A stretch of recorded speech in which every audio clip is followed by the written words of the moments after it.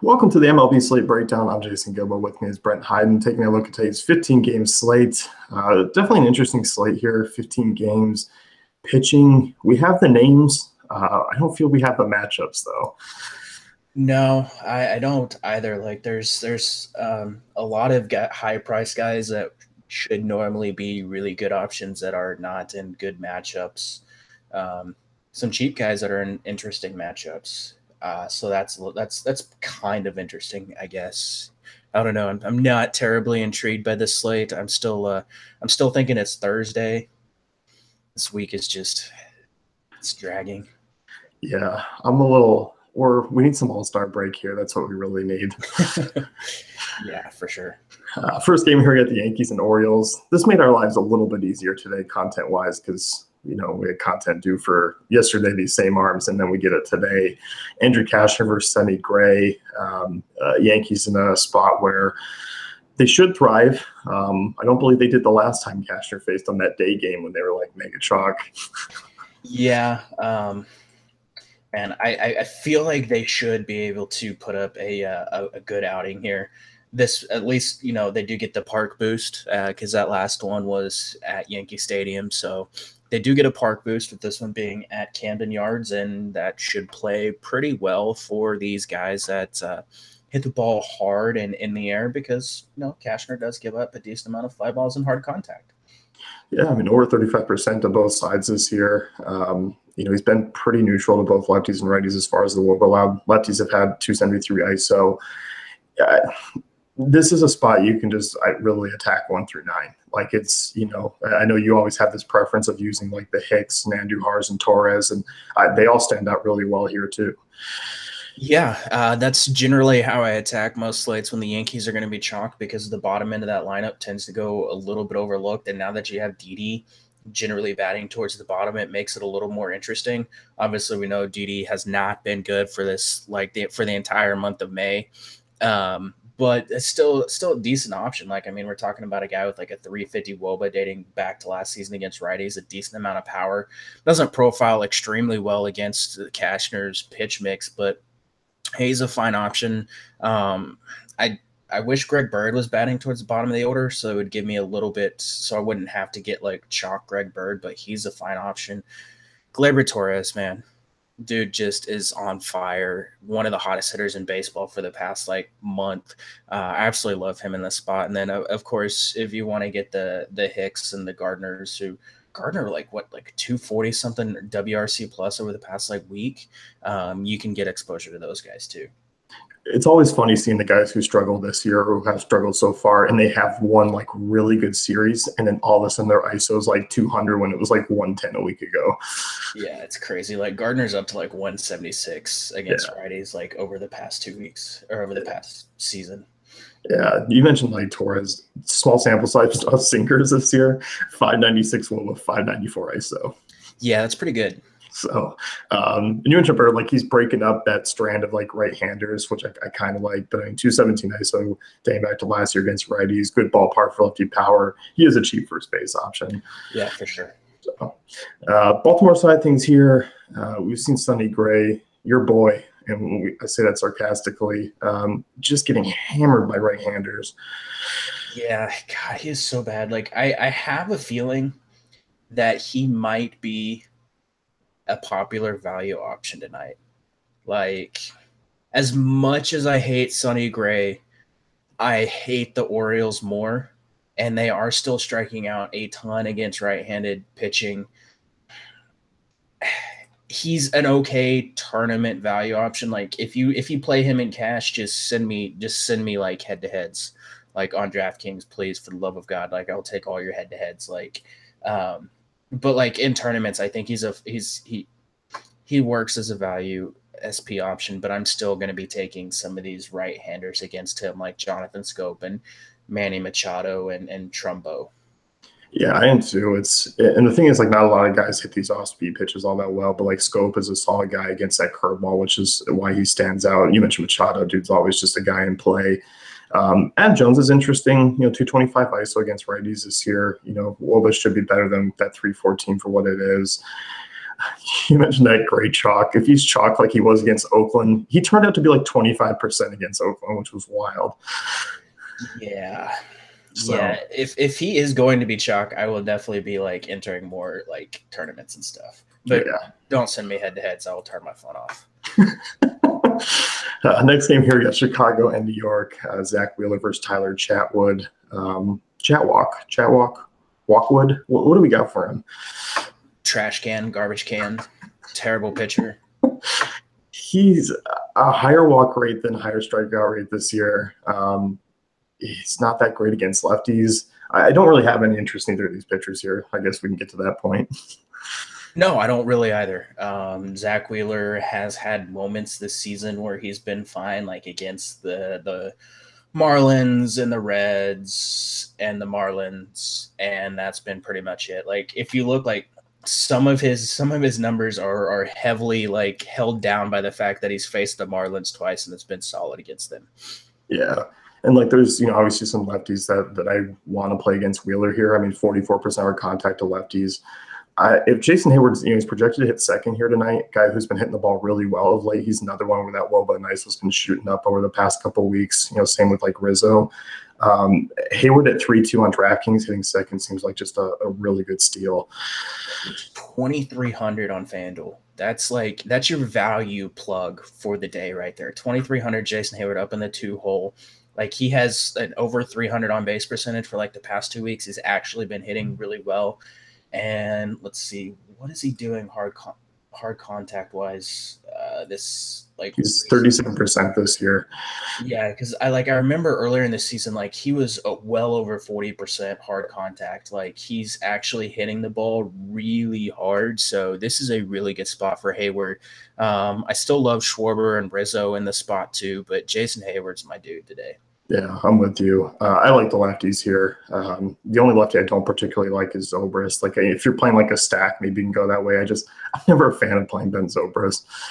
I don't know. He homered last night. I mean, we have seen the Cubs that their offense has come to life of late. He's actually been like really good recently, so I don't actually hate him. And I think let me pull up 149. He's like 149 ISO, 359 WOBA against righties dating back to last season, but against that like four seam fastball, he's decent numbers: 210 ISO, 362 WOBA, 308 ISO against splitters. So like he actually has good numbers against Wheeler's pitches. So I actually do kind of like Zobrist here. He's second base eligible on 2K, which is actually somewhat nice given that they have just tons of outfielders. Yeah, and he's still really cheap. And like, what is he on FanDuel? 2,900 on FanDuel. Like you can use him and Hayward, both really, really cheap options. Yeah, that is not an expensive stack at all. Like I don't mind stacking Cubs lefties tonight at all. No, I don't either. Other side of this one, I don't mind. Like Brandon Neal is a guy who just continues to be on fire. Like I don't mind plugging him. Like he's still cheap. If that price isn't going to rise, I'm going to continue to use him. Nemo double-digit DraftKings points in 4 straight, like 2 homers in his last 4. Like dude has just been absolutely raking. I really, really like him in the spot. Conforto, Jay Bruce, excellent options. Like Adrian Gonzalez, don't overlook him at like 3,400. That's a pretty cheap stack as well. And Gonzalez, I know he struggled last game, but like 3 straight games where he had double-digit DraftKings points as well before that. He's a pretty good value option here. Yeah, and he hits that sinker fairly well. I mean, dating back to 2016, 413 WOBA, 191 ISO. 191 ISO by Gonzalez's standards is like McGuire status. Pretty much, especially at his age. Yeah, so definitely look at the lefties there. Yeah, a lot of hard contact against that 2-seam fastball or sinker, whatever you want to call it. Like really decent numbers for him. Yeah. Toronto, Detroit, next one here. You got Jaime Garcia taking on Blaine Hardy, 2 lefties on the hill. I don't mind some options in this one. I feel like this is a game that could potentially get overlooked. I think Detroit has some interesting bats, but I don't mind Toronto here either. Unfortunately, the 2 bats that I have the most interest in for this game probably won't be in the lineup because they're both like day-to-day with injuries. So like makes it a little less appealing. I will say with the wind blowing out like pretty strong, I think it's like about 14, 15 miles per hour, does help a little bit. Garcia might be a viable both of these guys might be viable tournament pitchers if like Donaldson and Candelario are both out of the lineups. Both these guys, like Hardy, not a guy with a ton of upside, has not actually been that bad this season. Like if you look at his numbers this season compared to like the past 2 seasons, it's a pretty big difference. And like he's been somewhat decent as a starter for the Tigers. The Tigers staff they're all, I feel like, multiple, like they just multiply off each other. They're all guys that like fly ball guys, and we're just continuing to be like, how do they continue to get through these games? Like Matt Boyd's the other one. Yeah, they're all really really lucky. And like again, on a slate where there's not a ton of great value pitchers, like if you wanted to take a shot on Hardy or Garcia, I wouldn't be shocked if one of these guys was in like a very high scoring lineup tonight. Yeah. I mean, like the Teoscar Hernandez, I have some interest in. I think Kendrys Morales, obviously, numbers against lefties haven't been great this year. I think he's somewhat interesting in this spot as well as like a cheap guy. They're all kind of one-offs for me. Like Solarte is another one, just, has some decent numbers against that cutter, 361 WOBA, 190 ISO. But they're all kind of just one-offs, two-offs in tournaments for me here. I think outside of Donaldson, who's probably not even going to be in the lineup, Devin Travis, a very, very, very good value option. He's like 3,100 on DraftKings. He is 2,200 on FanDuel. Like, come on. I was shocked. 327 ISO against lefties dating back to last season. Like I knew he was good against lefties. Like I didn't realize it was that freaking high, but 325 WOBA against the four-seam fastball, 217 ISO against changeups, and a 334 WOBA against cutters. So profile is pretty well against Hardy's pitches. I think he's my favorite like option from Toronto if Donaldson's not in the lineup. Yeah. Because like Tigers side here, like Castellanos is a guy you can always look against lefties, 268 WOBA, 395, 268 ISO, 395 WOBA against lefties dating back to last year. James, lefty masher McCann, always a guy I have interest in. He's 2,900 on DK. So there's your cheap catcher option. I don't even want it. He's 2,500 on FanDuel. John Hicks is 2,400 on FanDuel. Both guys really, really solid options here. McCann, 264 ISO, 394 WOBA against lefties dating back to last season. Hicks, 213, 347. Both have xWOBAs over like 400 against the sinker. Neither one of them has a ton of power. Both have like an over 500 ISO against like the 89 mile an hour four seam fastball, but they're both like really small sample sizes. But with the wind blowing out, both these guys, excellent options. Yeah. Washington, Atlanta next year, Steven Strasburg versus Mike Foltynewicz. This is where we kind of start to get into like pitchers that aren't in the best of spots. Like Strasburg is obviously one of the better names on the slate. I just hate taking guys against the Braves. Yeah, I do too. I will say this, like over the past 2 weeks, the Braves have been one of the worst offenses in baseball against right-handed pitching. The Jason Vargas thing is still lingering. I know he's a lefty, but it's still lingering. Like 77 WRC plus and 22% strikeout rate against right-handed pitching over the last 2 weeks. It might be. I think a lot of it too is I hate the Incerate leadoff. I absolutely hate it. I think it's one of the worst moves that the Braves could make. But obviously, we are starting to see guys kind of come back down to earth a little bit as well on this team. Yeah, for sure. Like they're still a very young team outside of like Nick Markakis, who is like 400 years old, and a couple of these other guys. Like they're still a very young team, so they're gonna go through these spurts where they're really, really hot and then where they're really, really bad. Strasburg, that price is really tough to stomach, but like against the Braves this season, I mean, what did he put up? Like 35 DraftKings points last time he faced the Braves. Shut him down like 8 innings, 8 strikeouts. I think he's faced the Braves like 29 times in his career already. Not terrible numbers against this team overall.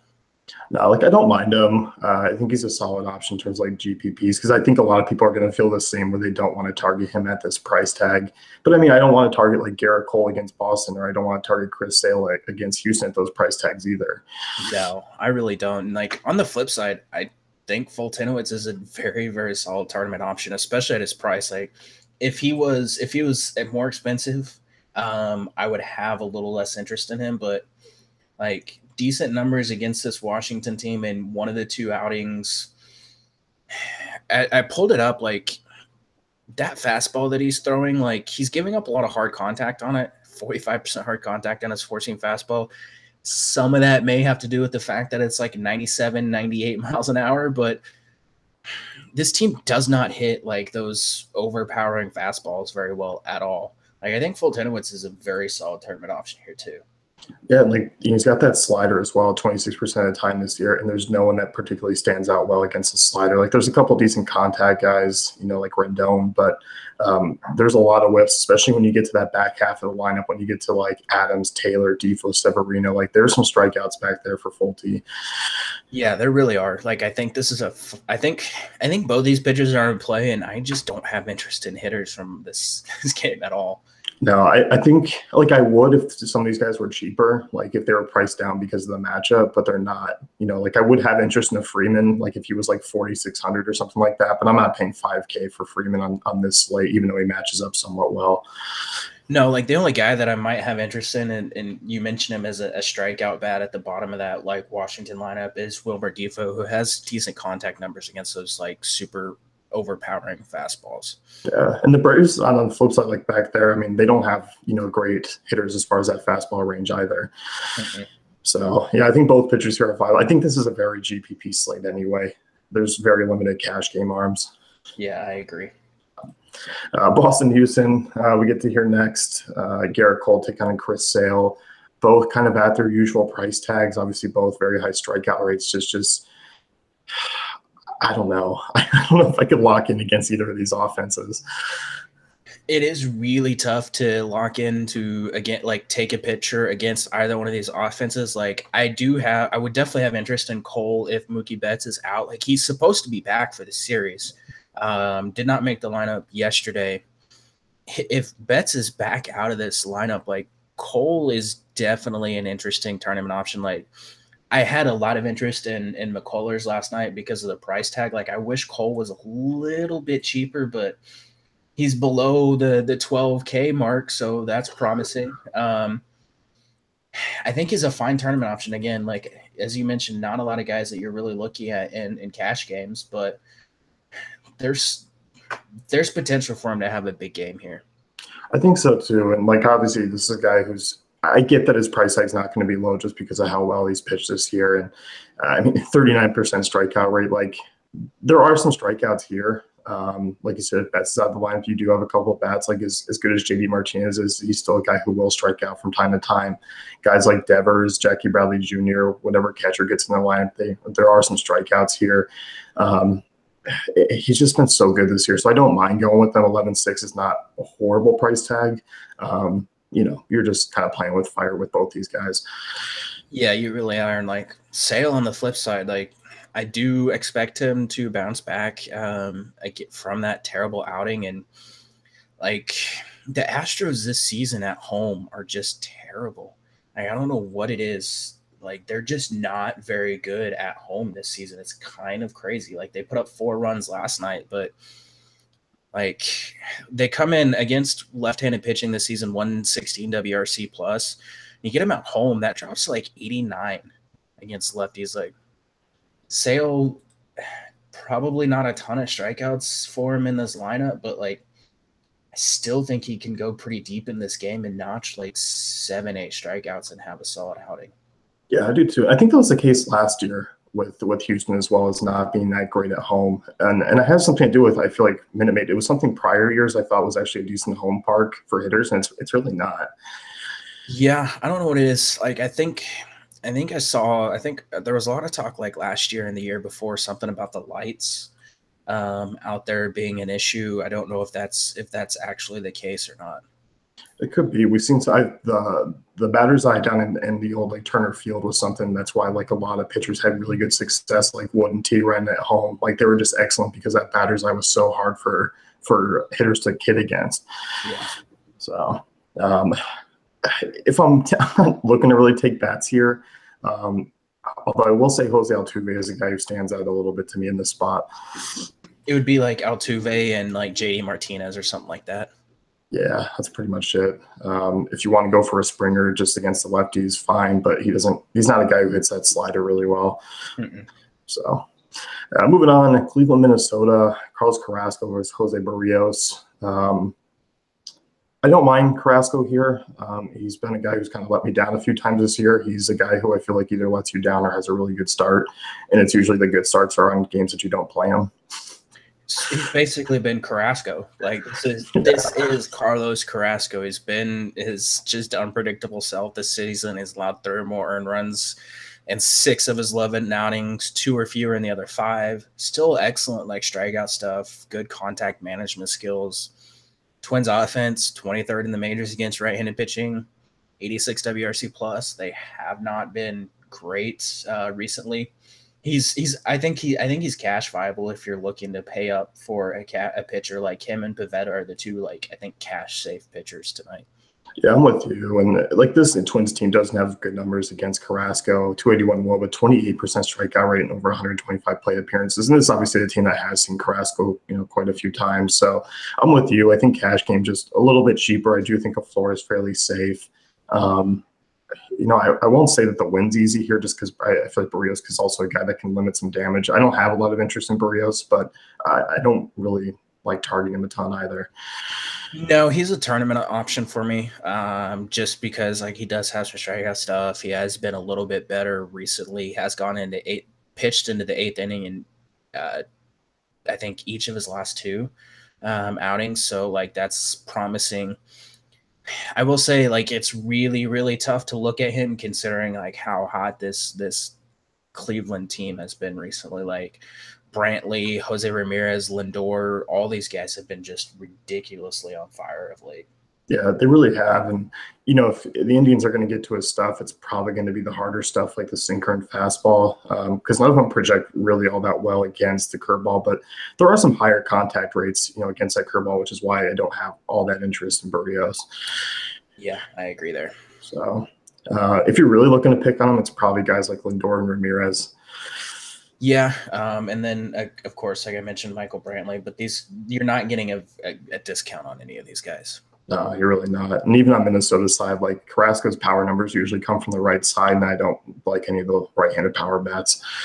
No, I don't either. So moving on here, Milwaukee, Chicago, Chase Anderson taking on Hector Santiago. I like some Milwaukee bats here in this spot. They're going to gain the DH, which means, you're probably going to get like a Hernan Perez in there. You're going to get a couple of right-handers, but even the lefties I feel like are in play as well. Yeah, Santiago, a guy dating back to last season against lefties, 506 WOBA, 306 ISO allowed. Like, I know Shaw and Yelich don't have great numbers against right-handed or against left-handed pitching, but like, come on, it'd be really, really hard for both of these guys to not have good games, considering how bad Santiago has been against lefties. Yeah, and if I was picking one, I wrote them up in the stacking article. Yelich would be the guy that I pick if you were picking one of them. Just his hard contact, 43% against lefties this year. Expected WOBA 367, definitely better than Shaw's is. But I mean, like you said, Santiago's a guy that doesn't miss a lot of bats on the left side. The hard contact fly balls are still there. Like you can load up.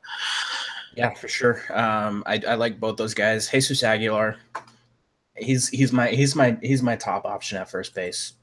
Jesus against a lefty, he's pretty much just a lock for me at this point. Dude just absolutely rakes against left-handed pitching, 239 ISO, 385 WOBA dating back to last season. Against sinkers, 222 ISO. And then like against changeups, he's got like a almost 50% hard contact rating dating back to 2016. So Jesus Aguilar is my dude today. Yeah, I'm with you there. If you want to go with another cheap catching option, Manny Pena is the guy 182 ISO against lefties this year. Lorenzo Cain is always like he's just continuing to be himself against southpaws, like just excellent numbers. 476 WOBA, 267 ISO.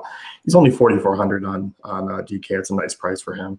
Yeah, and I really like Braun here in this spot too. 244 ISO, 350 WOBA against lefties dating back to last season. Against changeups, 344 ISO against that pitch. So pretty solid spot for him because like Santiago's throwing that changeup like 22% of the time to righties this season. Yeah, I like the Braun. So stack them up, use them as one-offs. Wind's blowing out in that game as well. Yep. So Other side of this one, Chase Anderson hasn't really been Chase Anderson this year. Like the ground ball rate is down a lot. Usually he's been particularly good against lefties. Like I kind of heading in, I was like, oh, maybe I could do some Chase Anderson in this spot. And I kind of looked at how he's been this year, and it just hasn't been good. Fly balls have been way up for him, like 47% fly ball rate to lefties, 44% to righties, over 200 ISO to both sides of the plate. And this is a pretty interesting lineup from Chicago. Like you're gonna get like Yohan Moncada, Yolmer Sanchez at the top, Abreu in there, Skoll, Palka, Tilson, a bunch of names like no one's probably ever heard of. Like it's at least a little bit interesting from like a tournament perspective. Like I think 3 of the guys that are projected in this lineup have, let's see, what do we got? Like 26 combined plate appearances against right-handed pitching dating back to last season. It's not a lot, not a large sample size. No, it's not. And I'm with you. I think they're interesting tournament bats because they're all cheap. And like you said, they're all names that could be name brands of cereals and stuff like that, or Skoll, Palka, like little Home Depot, like small family owned shops, Yeah. They're guys like I think when you see him in lineup, people are gonna be like, Who is this? Stop on down to Palka's Ace Hardware. Like that's what it sounds like to me. Pretty much. Yeah, but I don't mind them. I mean, they're all cheap. They're all going to be like less than 5% owned. Yeah, I don't think Jose Rondon would get in the lineup, but if he does, like I think he's one of my favorite like cheap shortstop options. Yeah, I like him as well. Moving on here, Pittsburgh St. Louis, Jameson Taillon take on Miles Michaelis. Michaelis, the guy I think is somewhat interesting here because of the price is like an SP2 option. Yeah, I have interest in him as an SP2, just strictly based on the price. Like we know we don't like to target the Pirates for strikeouts, and Michaelis, Michael Jordan, however you want to say his name, not a guy that you really rely on for strikeouts anyways. I think he's a fine option to go pretty deep into this game. You're probably going to get 6-7 innings out of him. You might get 5 or 6 strikeouts, and a pretty good shot at the win. So like I do kind of like him as an SP2 option if you're not paying up.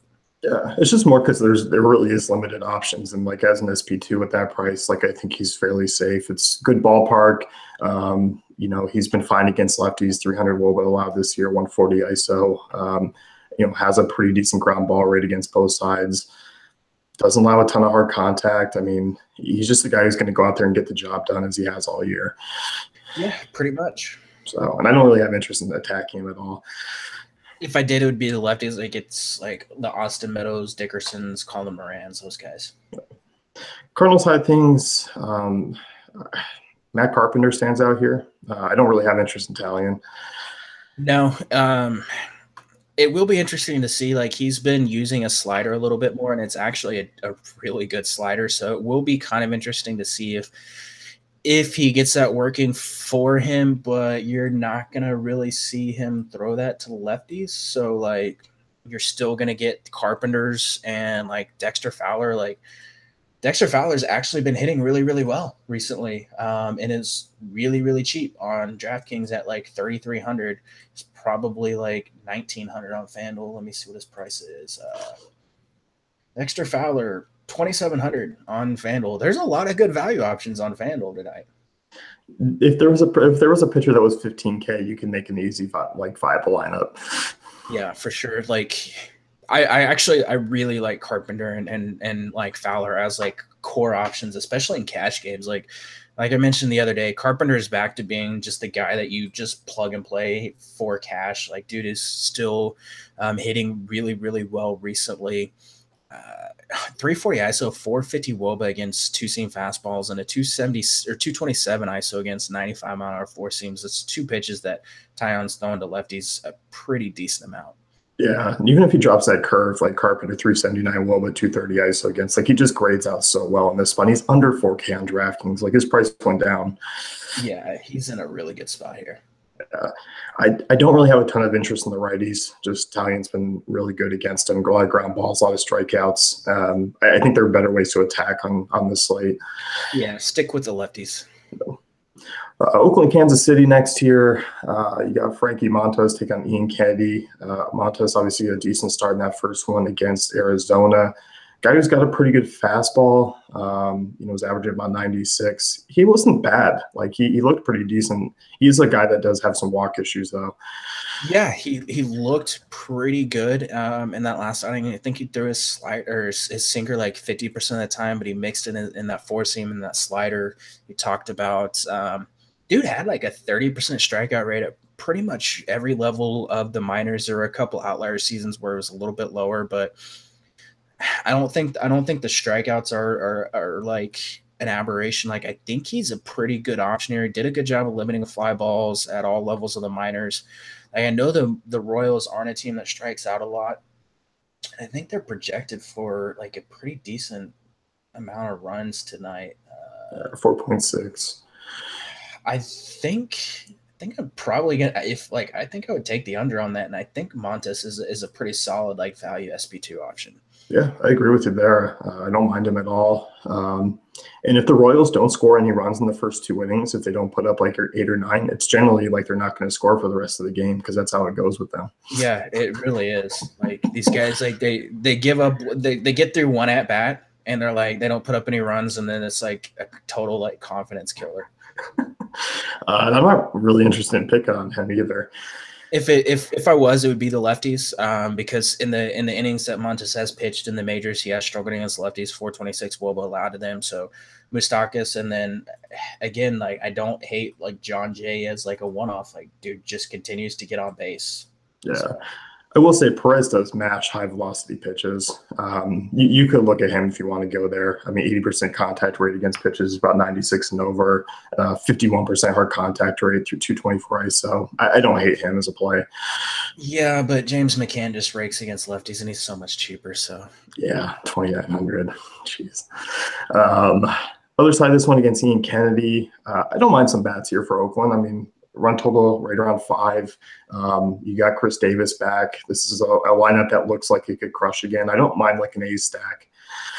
I do kind of like an A stack in the spot. Vegas likes the A's in the spot, has them projected for like 5 runs. We know Kennedy is a dude that he is a gas can. Like I realize he had a good game against Texas. Kennedy still sucks. Still a lot of hard contact, still a lot of fly balls. I know this park kind of mitigates that a little bit, but yeah, I love the A's here. I love the lefties. Joyce, Fowler in really, really good spots. Joyce is 3,200 on DraftKings, super, super cheap. I don't hate like Piscotty and Chris Davis now that Davis is back from the DL. Both really good options against Kennedy's fastball here. Yeah, which a lot of guys tend to, and he keeps throwing that fastball. It's just getting absolutely hammered this year. I don't know why he doesn't just get away from it. I mean, doesn't not really that it's other pitch yet. I don't know what he has to fall back on. Retiring. That could be it. Yeah, we could see him go very soon. Yeah, and like don't even like Jed Lowry has cooled off, but in a decent spot here. Matt Olson, he's dirt cheap. Like he's really cheap on DraftKings, and like even Matt Chapman, a guy that I think is in a good spot here. 229 ISO, 330 WOBA against right-handed pitching dating back to last season. 294 ISO against Kennedy's four-seamer. He's also a really good option against the slider that Kennedy's throwing. Next one here, we got the Dodgers and Rockies in Coors. Dennis Santana. How many first-timers are going to pitch in Coors this year? I feel like we've had a couple. A few, and like it may not actually be Santana. Like I think he's the odds-on favorite to get the start, but it's going to be a bullpen game for the most part for the Dodgers. And am I seeing this right? That's got to be. He played back in 2013. Did he? But as a hit, I don't know. It's on Fangraphs or something weird. He doesn't have really anything. Oh, never mind. It's because Fangraphs changed their thing. All right, here we go. He's had some decent strikeout stuff in the minors, but a huge walk issue. Yeah, walks are an issue for him. He was really good in the minors though. Like actually, I actually got to see him a couple times. Like he does have some strikeout stuff. I'm just not going to take anybody in Coors, like not a young guy like this. It threw me off because his first name was Dennis. Like it's just like looking at it, I was like, Dennis Santana, it just sounds so made up. If I had a fake ID, it would be Dennis Santana. He's not a real guy. Probably looking at the lefties here. Usual suspects, like I don't mind. Hopefully, like David Dahl gets in the lineup, but I don't mind him here. No, I don't either. That would be the guys that I would look at here, but against a guy that doesn't really like that has a lot of strikeout stuff, not a lot of fly balls, decent ground ball stuff. I'm not looking to like target him too much, but I mean, if this does end up being a bullpen game, like I don't have the numbers in front of me, but like I know the Dodgers bullpen has not been nearly as good as it was in the past, so you could stack the Rockies up here if you wanted to. You could. I think also a lot of people are going to go to this Dodgers side too, just at their prices against the lefty. They're not overly priced. Like when you get Matt Kemp at like 4,400 and Justin Turner at 46, I think these guys are all going to be really, really popular options, and for good reason. Like I really do like the Dodgers here. Yeah, I really do not hate a Dodgers stack. I'm pretty sure anytime the Dodgers are in play, you're setting yourself up to be disappointed by the end of the night. But Anderson's a guy has not really been good, giving up 1.59 homers per nine to righties dating back to last season. Justin Turner, like he's such a good option here at like 4,600. He's a really good pivot off Nolan Arenado for significantly cheaper. Yeah, and like I don't mind some of the cheaper options if like I don't know, like Austin Barnes gets in the lineup, and you will have guys like Logan Forsythe, maybe like Kike Hernandez. Like they're all super cheap. Yeah, Forsythe and Hernandez both really, really cheap and both really, really good options here. Yeah, we don't need to tell you anymore. No, and even Cody Bellinger, like lefty on lefty, don't overlook that spot. No, definitely not. Miami, Arizona, Clay Buchholz taking on Hernandez here. Buchholz hasn't been awful. I don't want to live in a world where Clay Buchholz is a league average pitcher, and he's basically been like a league average pitcher. It's where I have a soft spot for Buchholz. Being a Sox fan and going back years and seeing him pitch well at times, and I will say he still has one of the best changeups I have seen. He has a really, really good changeup. It's everything else that really isn't that great. I don't mind him. Like at 7Ks and SP2 in tournaments, I don't hate him. Yeah, I mean, I could see him being a viable like SP2 option. The biggest thing that I have is like he doesn't have strikeout upside, and like he's facing a team that doesn't strike out a ton anyways. And then of course the Diamondbacks offense is absolutely terrible, so like you may not get a win.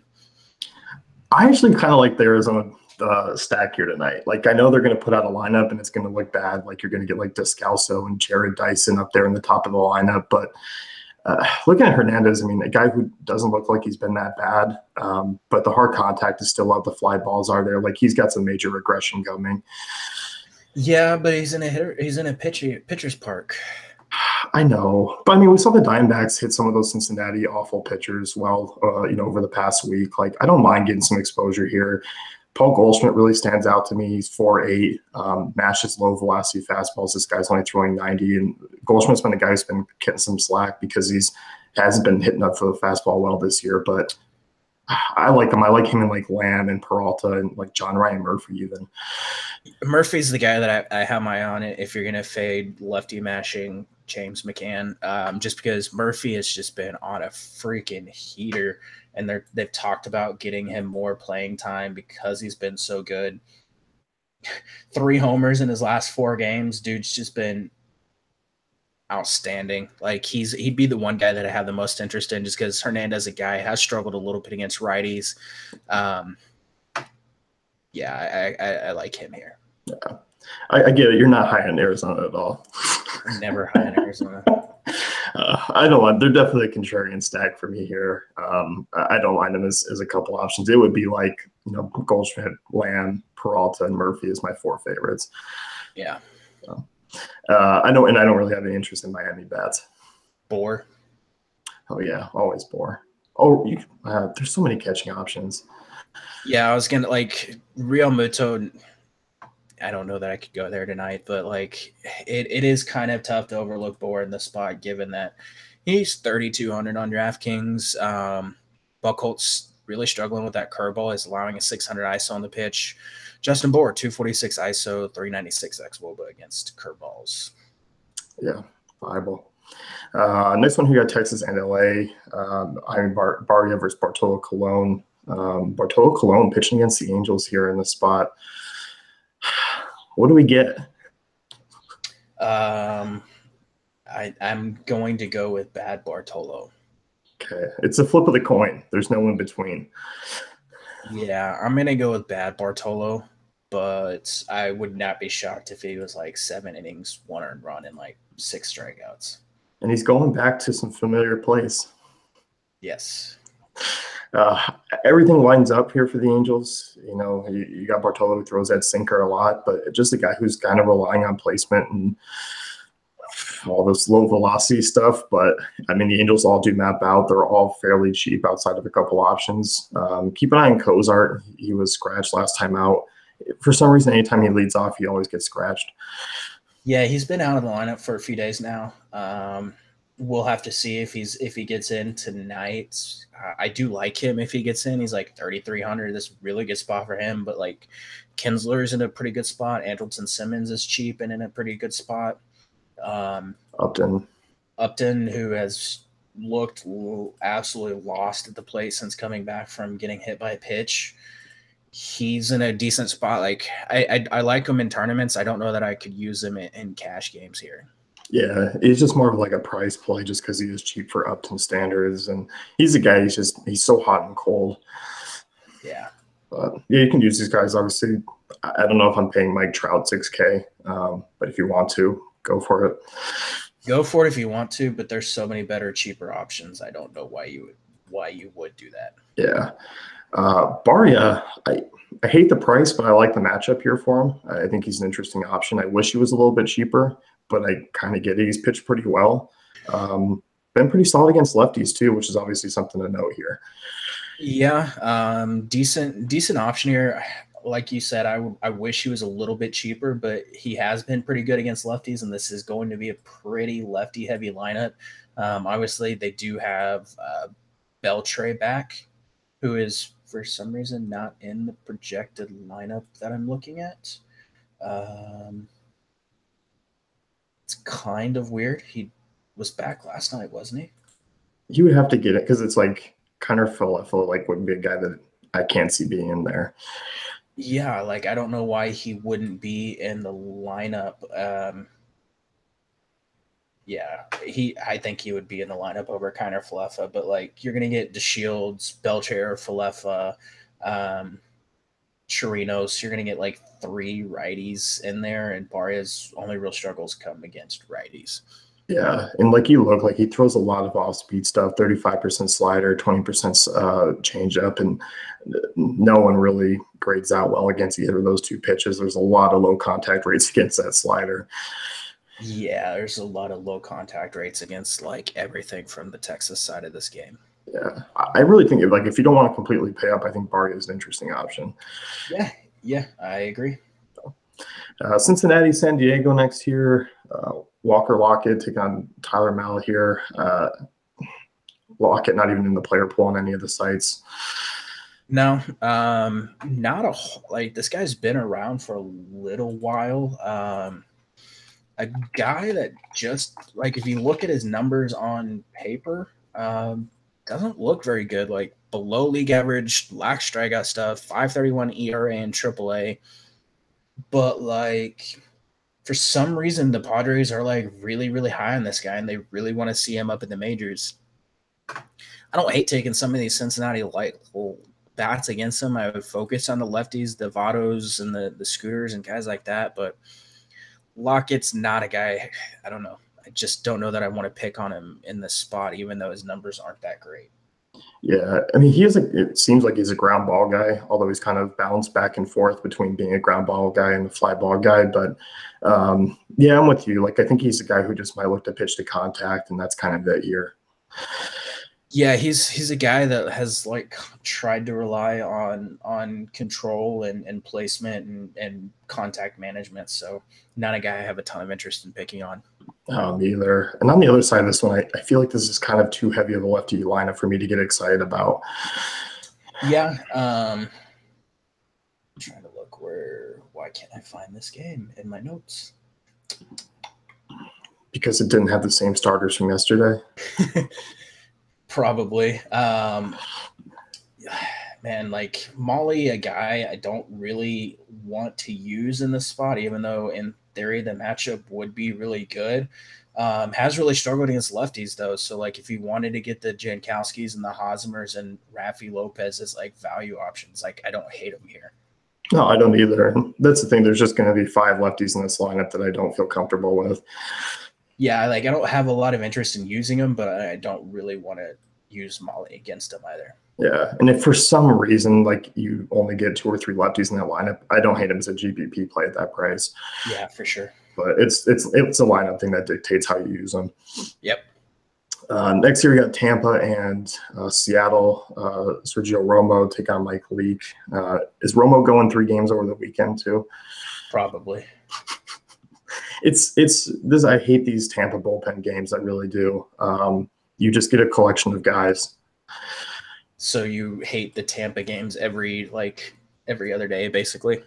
I just hate Tampa in general. That's a team that I just wish they'd move. I think the fans wish that too. Yes, I think we all do. I think Seattle will go overlooked. I do think you can use a couple options here if you want to get exposure. The problem is they're probably going to face like 3 or 4 different guys in this game.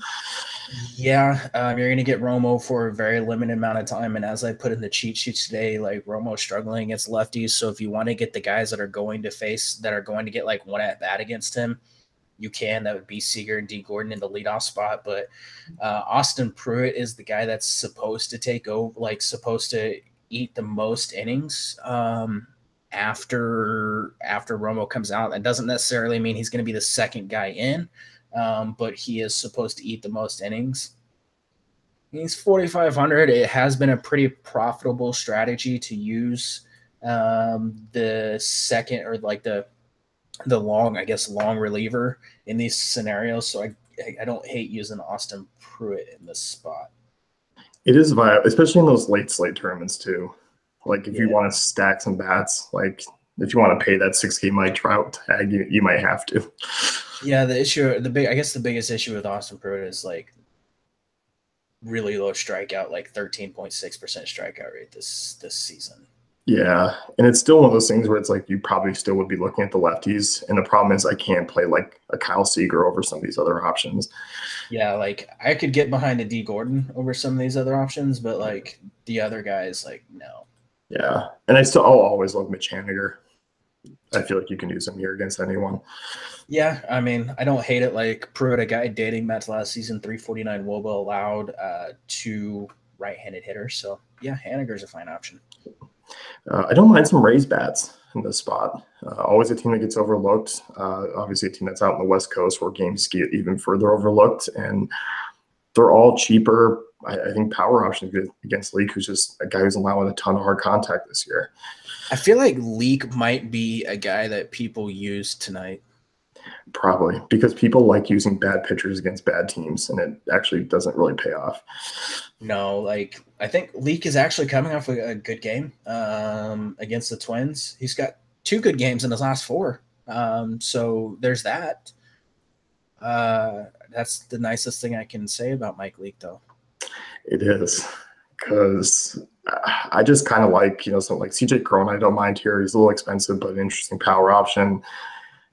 You do have guys like Brad Miller and, Joey Wendell, I think are all cheap power options that you can use in this spot. Yeah, I really like Christian Arroyo, 222 ISO against 2-seam fastballs. Leake has really struggled with that. He's getting blasted by right-handed hitters, giving up like a 216 ISO and 342 WOBA. Arroyo, a cheap option here. Yeah, I definitely don't mind him. So if you want some one-off value here, it's not a bad spot. Philly, San Francisco next. Chris Stratton taking on Nick Pivetta. You mentioned Pivetta being that other guy. I've warmed up to Pivetta this year. It took me a couple starts to get in, and I started to like him more. Was it this Giants? I think it was the start against Washington where I think I was like kind of digging Pivetta, and that's when he let me down, but then bounced back against the Giants. Yeah, I think that start against Washington was when I was like talking about using the Nationals against him Yeah, because he had been like really bad against I think it was lefties this season, but like righties in good, prior years. yeah. But man, he's been solid outside of like pretty much that start. This Giants offense is terrible. There's strikeouts available for Pivetta. Like I think I mean, he's just a really solid option this season, and like gets the park bump. Strikeouts have been there for him, like almost 29% dating or this season alone. Giants striking out like 25% of the time. He's my top option in all formats, I think. Yeah, I like him a lot. Like the slider, 44% whiff rate this year, 35% whiff rate on that curveball pitch that he's throwing quite a bit, right around about 35, 40%. Has a good fastball as well, averaging about 94, 95. Like, everything's starting to kind of finally click for him here. Yep. So, yeah, no interest in Giants bats against him. I do think a couple Phillies options are viable here, though. I think a couple of Phillies options are viable. I think Stratton is a viable tournament arm like value guy. Like he's had his struggles this season, is struggling against lefties, but like he's also had some pretty solid outings at times. Like especially earlier in the season, like has not been great recently, but I think there's strikeouts for him in this lineup. There is for sure. And I keep like he just hasn't really blown up outside like the Dodgers start. Um, and he's a guy that I just kind of expect to blow up every now and then, and he really hasn't because walk rate of 11%, strikeout rate starting to come down a little bit. Like the hard contact is still super concerning here for me that I feel like Stratton could really blow up at any time. But obviously the park factor is decent here, but I do think like guys like Carlos Santana and Odubel Herrera are interesting options. Yeah, and Nick Williams down at 3,200 hitting a lot better recently is a pretty good option, and he's supposed to start getting like everyday playing time because they talked about getting him everyday playing time to try to get him going a little bit. So look at the lefties: Odubel, Williams, Santana, King Caesar. Yeah, those are guys, and all pretty strong numbers against that low 90-mile-per-hour fastball too. Yep. So, home run calls. Who do you got here? Jesus Aguilar. And let's go with I'm gonna go with Dustin Fowler. Ooh, I like that. I'm gonna go Gleyber Torres and Nick Castellanos. I dig it. So that's it for us. I'll be back on Monday. Enjoy your weekend and good night. Good luck tonight.